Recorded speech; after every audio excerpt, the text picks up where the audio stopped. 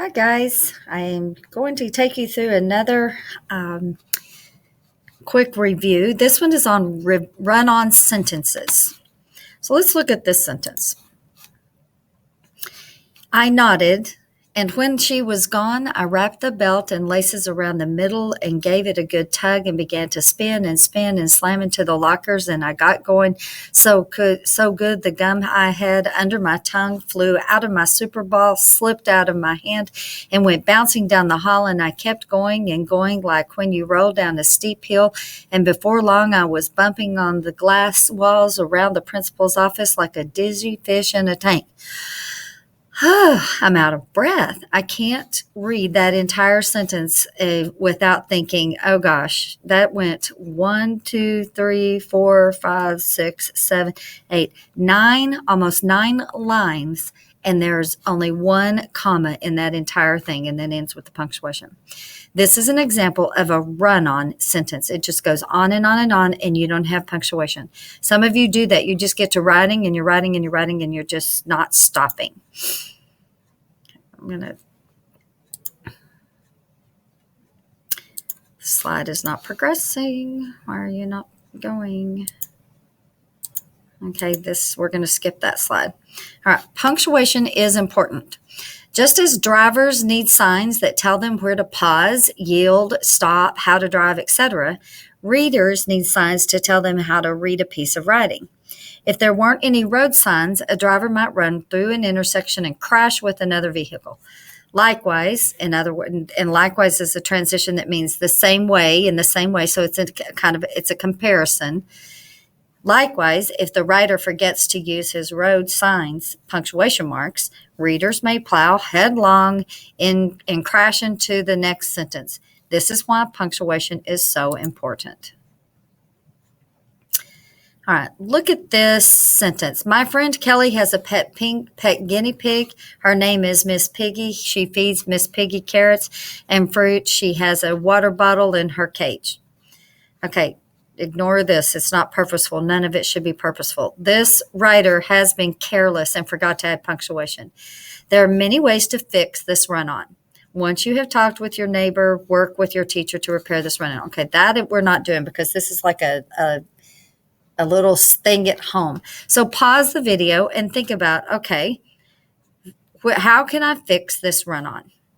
And then start this up again. All right, now, let me go back. Let's go back to this piece. My friend Kelly has a pet guinea pig, period. My friend Kelly has a pet guinea pig. My friend Kelly is the subject of the sentence. And what is being said about Kelly? She has a guinea pig, period. Her name is Piggy, period, or is Miss Piggy, period. Her name, what is being said about her name is Miss Piggy. That tells you who it is.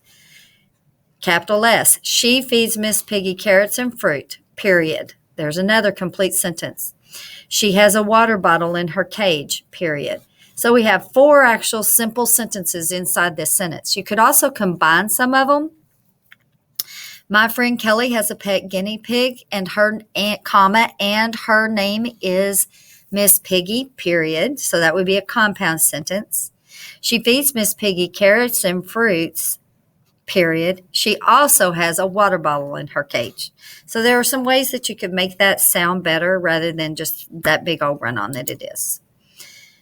All right. If you've got some writing at home with you, or if you're at school watching this, look at your writing and see if you've got some punctuation that needs to be written. Okay, so that's your simple area time with run-on. So let's look at how it might look if we were comparing incorrect ones to the correct one.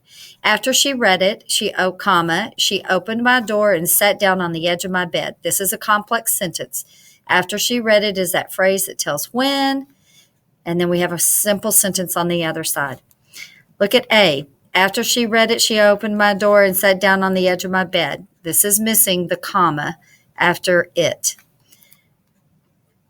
Looks like B and C are not there, or B and D are not there, but after she read it, comma, she opened my door, period. and sat down on the edge of my bed. That's not a complete sentence. It starts with and then E. There should be C, I guess. After she read it, no comma again, she opened my door and she sat down on the edge of my bed. This should have been a comma here as well as a comma in front of the and, because it's a compound sentence, a complex compound sentence. All right. Let's see if you can pick out the correct answers. What change, if any, should be made in sentence 1? And here are your options. Once again, these letters are off on this slide that I'm using. At school, they say I'm wired bad or wired mad or wired sad or wired glad. It just depends on my mood and what teacher has ended up with me. Okay. Let's figure out where we need to think about it and figure out where you need to put your punctuation.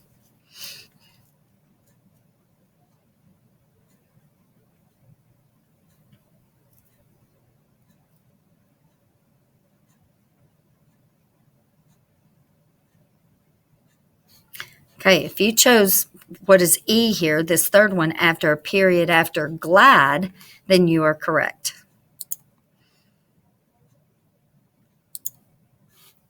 Okay, I think that's the end of this one. Take a minute, get out some paper or get a notebook or something and write a sentence that's like a real long one, and you purposefully leave out some of the punctuation. You add a couple of sentences together and then go in and punctuate it. Or get some of your writing and see if you have any place that you need to add punctuation. Alrighty, have a great day.